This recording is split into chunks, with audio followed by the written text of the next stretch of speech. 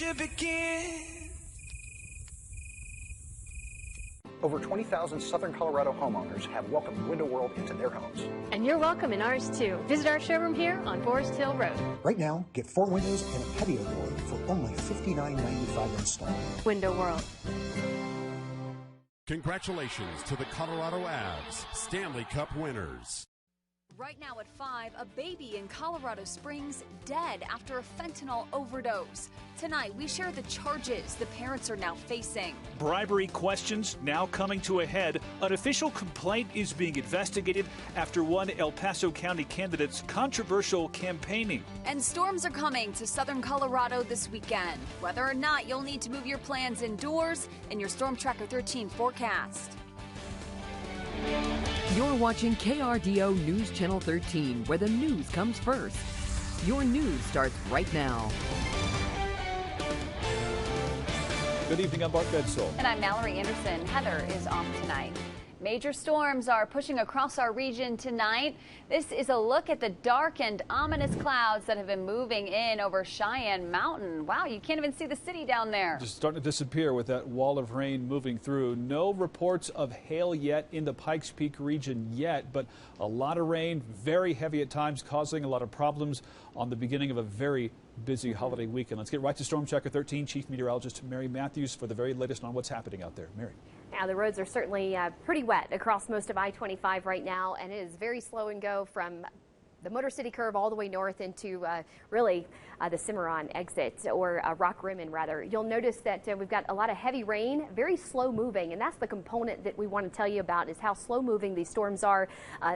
Around a ridge of high pressure, your upper level winds are always going to be very light, and we're getting the outer periphery of a high pressure ring to our south, and that is really just making for a near crawl with some of these storms out there today, and that is leading to a flash flooding concern for us. And you'll notice across south central sections of Los Animas County have a new flash flood warning that's in effect.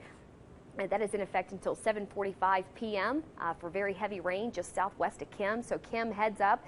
If you're going to be on those county line roads, it's going to be a sopping, muddy mess over the next hour to an hour and a half.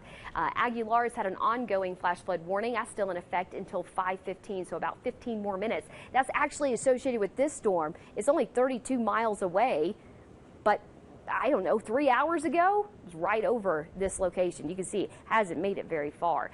Notice across parts of the spring burn scar, just around the Levita Pass area, we've got a secondary flash flood warning in effect until 7:45. So a lot of heavy rain for our southern counties right now. And of course, you'll notice that across El Paso County, we've got rounds of showers and thunderstorms. Nice napping weather right now. Don't you like when I say that? It's kind of like I'm saying, just go to bed, just lay down, rest. Enjoy the rain. It's very cleansing right now, and most of these storms are expected to stay sub-severe for this evening, but you will be using those windshield wipers quite a bit, actually, as you're going north on I-25 up into Douglas County. Let's check out Cripple Creek right now. Our Century Casino camera showing you that, yeah, the gamblers are in full force there in Cripple Creek right now, kicking off the weekend early. You gotta live. You only live once, they say. And yeah, nice rain-cooled air in Teller County. Temperatures in the 40s and 50s, coming in strong with the mom jokes today. Hey, speaking of jokes, did you know it's International Joke Day? I know this is 5 o'clock news, it's very serious, but I'm going to tell you a joke. Why is the sun so smart? It's got 5,000 degrees. Yeah, I know. It's great. I don't have much of an audience here, so I hope you enjoyed that. Anyway, we'll talk a bit more about your holiday weekend forecast coming up in just a bit. Mary, thank you. We are now learning 2 parents are facing felony charges after their 15-month-old son died of a fentanyl overdose. KRDO News Channel 13 senior reporter Sydney Schofield joins us live from the Colorado Springs Police Operations Center to tell us what she's learned from court documents. Sydney. The coroner's office confirming for us today that at just 15 months old, this little boy is the youngest to ever die from a fentanyl overdose in El Paso County. Officers from here at the Colorado Springs Police Department taking both of his parents into custody in early June. 26-year-old Joanny Estacio and 29-year-old Kira Villalaba are both facing drug and child abuse charges after their 15-month-old son, Cairo Estacio, was found dead in their home in November of 2021. The autopsy report reveals the child died from a drug overdose. El Paso County Coroner Leon Kelly calling it fentanyl intoxication. During the course of the investigation, a search of the residence identified that both the mother and father had drug paraphernalia, among other illegal drugs, and were both under the influence of fentanyl. After months of investigating, officers filed for arrest warrants and took both parents into custody in early June. Lieutenant Pamela Castro from Colorado Springs Police says it only takes a couple of milligrams of fentanyl to kill an adult, the amount that can fit on the tip of a pen. But for a child this young, it takes much less. You're talking about something completely different. Their bodies were never meant to handle that type of drug. Lieutenant Castro hopes this story is a wake-up call for our community and encourages people to take this drug seriously. It's a crisis. It's an epidemic that our community is facing. And it's not going to go away without community involvement. And a large part of that is that it's very cheap for the cartels to send to the United States. And at the end of the day, that's what it's about, is making money for them.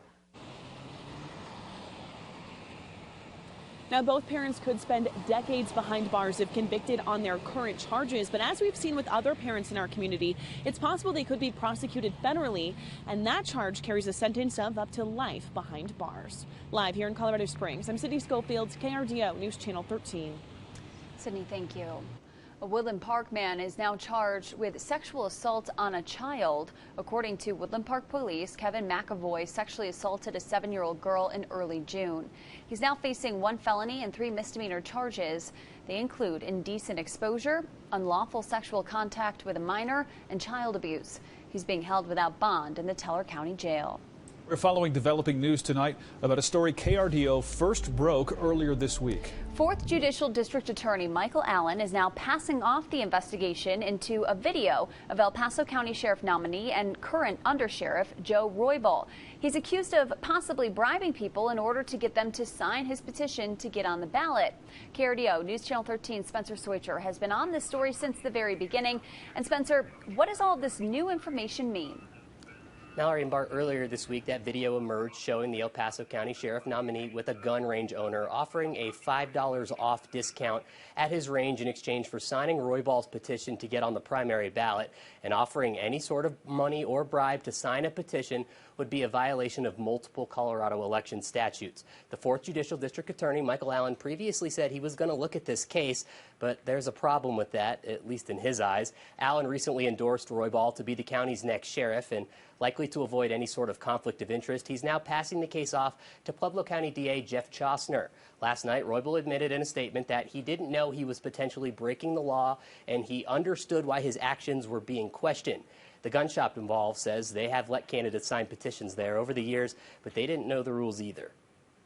We were definitely just trying to support the candidates that were running, and we just happened to do a video for Joe. And Mel, the owner, he is a pretty spontaneous guy, and he makes a lot of videos, so he probably just thought as, you know, a way to get people to come out, use our facility. Be up to Chostner to determine if Roybal broke the law. Chostner says he has not received the case information yet, and he said that he likely won't be able to look at it until later this weekend. Reporting in the newsroom, I'm Spencer Soicher for KRDO News Channel 13.